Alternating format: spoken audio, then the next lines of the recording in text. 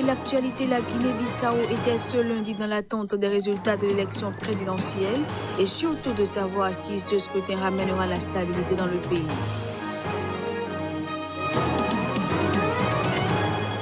Les Namibiens iront aux urnes mercredi prochain pour des élections générales.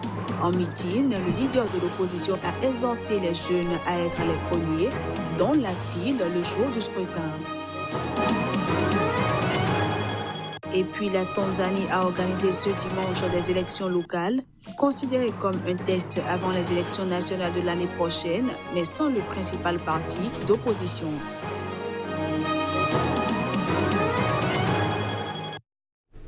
Voilà pour les titres. Bienvenue à tous. Le camp pro-démocratie de Hong Kong se dirige vers une victoire écrasante aux élections de district selon les médias locaux.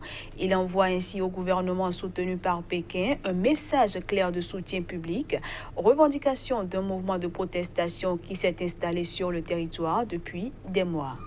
Les candidats pro-démocratie se dirigeaient ce lundi vers une victoire écrasante aux élections locales à Hong Kong. Un nombre record de Hongkongais se sont mobilisés ce dimanche pour les élections locales. La mouvance pro-démocratie entendant utiliser les urnes pour accroître la pression sur les autorités de l'ex-colonie britannique, théâtre depuis juin d'une contestation sans précédent. La participation a dépassé les 70%, a annoncé la commission électorale, un taux record bien supérieur aux 47% du précédent scrutin de 2015 et une mobilisation qui devrait avantager le camp pro-démocratie. Après la victoire écrasante du camp pro-démocratie, les Hongkongais expriment leur satisfaction. Certains penseraient que nous avons gagné les élections, que le peuple a gagné. Mais je ne crois pas que c'est ce que nous voulons en fin de compte. Ce que nous voulons, c'est que les bonnes lois soient en vigueur. Et les bonnes lois, ça doit être on fait le travail pour lequel on est là, au lieu de se mettre à l'opposé du peuple.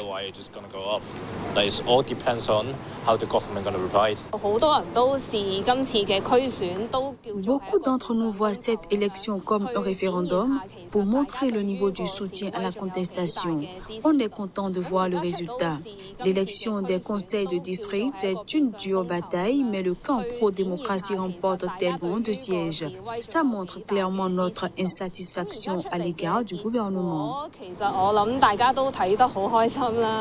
Le gouvernement chinois a assuré ce lundi qu'il continuait à résolument soutenir la chef de l'exécutif de Hong Kong, Carrie Lam, en dépit de la victoire de l'opposition pro-démocratie lors des élections locales de dimanche.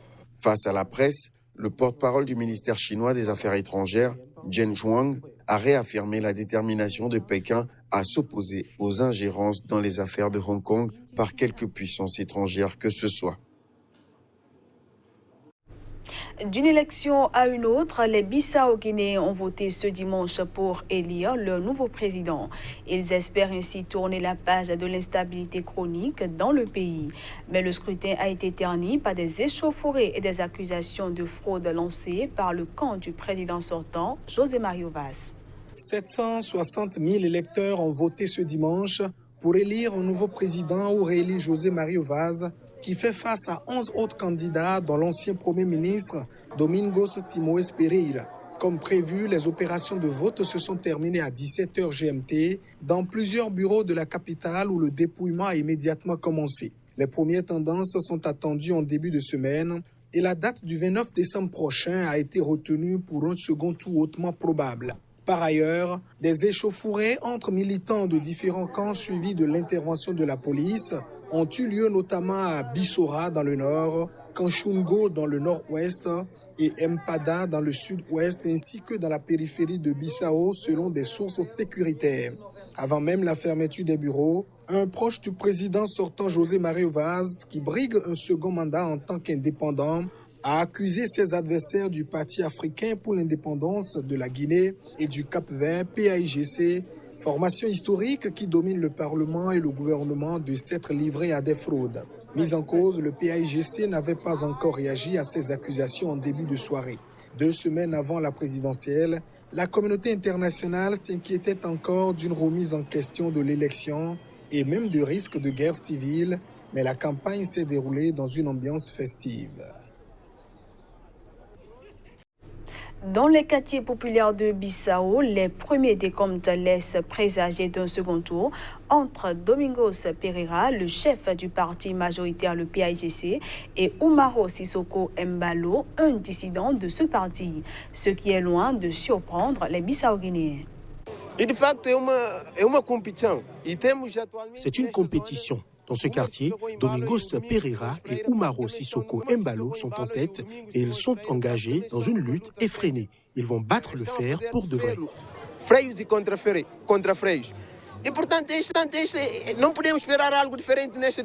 Ce résultat n'est pas tellement une surprise. C'est la démocratie et c'est le peuple qui va décider qui de Domingos Pereira ou de Umaro Sissoko Embalo devra assumer la plus haute charge de la démocratie bissau-guinéenne, qui est la présidence. Près d'1,5 million de Namibiens sont appelés mercredi prochain à élire leur président et leurs députés.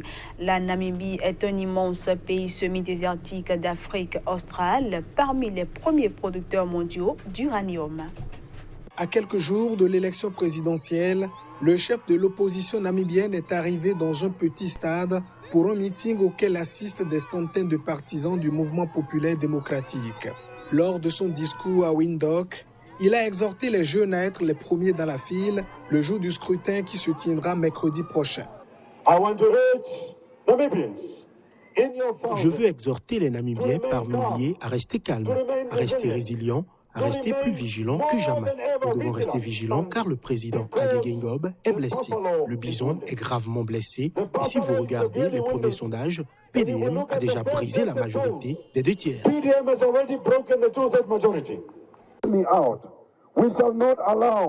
Nous ne permettrons pas que nos emplois soient pris par des étrangers si nous pouvons le faire. Les emplois de la Namibie iront aux Namibiens. C'est pourquoi nous disons que nous allons mener une politique rigoureuse de la famille au travail. Les Chinois payent des ministres et donnent des bourses gratuites aux enfants des ministres. Ce sera une chose du passé.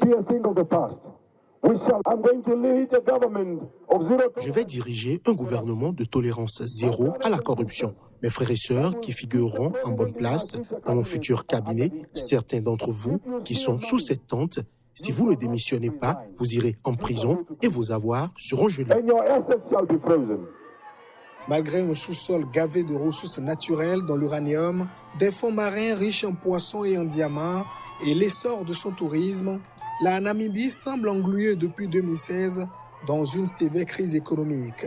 Pour cause de chute des cours des matières premières et de sécheresse persistante, depuis plusieurs saisons, la plupart de ces indicateurs ont viré au rouge vif. La Tanzanie a organisé ce dimanche des élections locales, considérées comme un test avant les élections nationales de l'année prochaine. Mais ces élections se sont tenues sans le principal parti d'opposition qui boycotte le scrutin en évoquant la violence et l'intimidation. Plus de 19 millions d'électeurs étaient aux urnes ce dimanche pour élire des responsables locaux au niveau des chefs de village et de rue.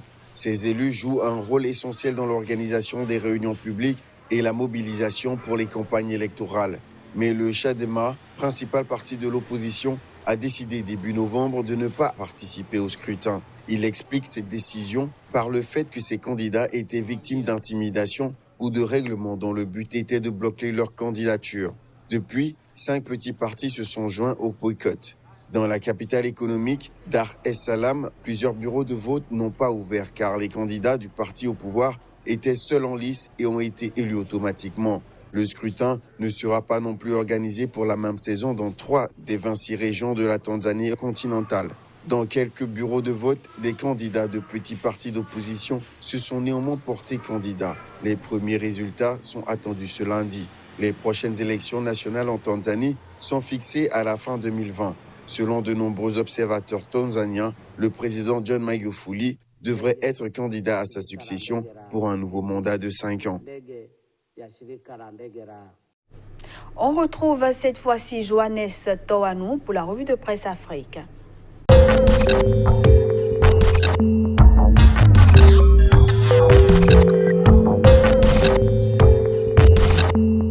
Bonjour à tous et merci de prendre, pour le compte de ce lundi, le rendez-vous de la revue de presse Afrique sur Sika. Au Sénégal, l'enquête revient sur les nombreuses affaires qui éclaboussent la République et titre « Dossier, faux monnayage, trafic, drogue ». Arrangement, laxisme de haut vol. Sud Quotidien pense politique et affiche en manchette stratégie et calcul politique en prélude à la prochaine présidentielle 2024 de tous les possibles. Autre titre, avec le même journal, Maître Massokna Khan sur l'augmentation des prix de l'électricité, on se rend compte que c'était un coup prémédité.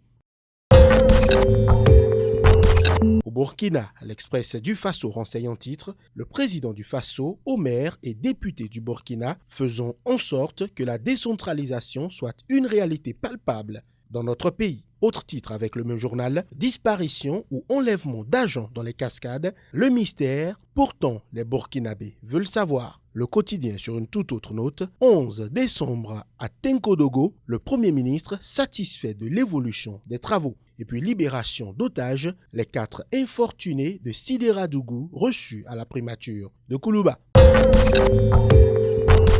En Côte d'Ivoire, l'heure est à la mobilisation. Le jour plus renseigne. Présidentielle 2020, hommage à Ouattara à Treichville, mobilisation exceptionnelle des femmes. Le Patriote avance des chiffres. 30 000 Amazones du RHDP mobilisés pour Ouattara, ce que femme veut, les moments forts de meeting exceptionnel. L'opposition au régime s'exprime en manchette du journal Le Nouveau Réveil. Dr Ala Kwadio Rémy, vice-président du PDCI RDA. Aujourd'hui, le PDCI est la première force politique du pays. Et puis réconciliation nationale, Soro et Blé Goudé ont fait mentir les sceptiques hier à La Haye. L'intelligent d'Abidjan en titre sur la même actualité, 2 anciens de la FESI face à La Haye. Hier, Blé Goudé et Soro pour une réconciliation non propagandiste et un dialogue national inclusif.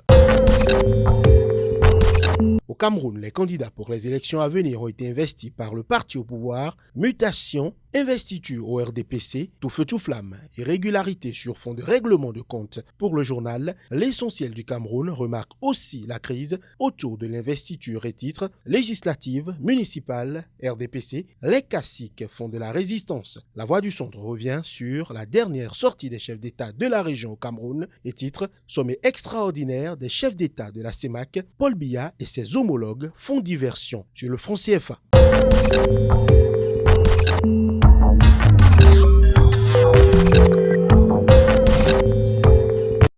Voilà qui va mettre un terme à cette édition que je vous remercie d'avoir suivi.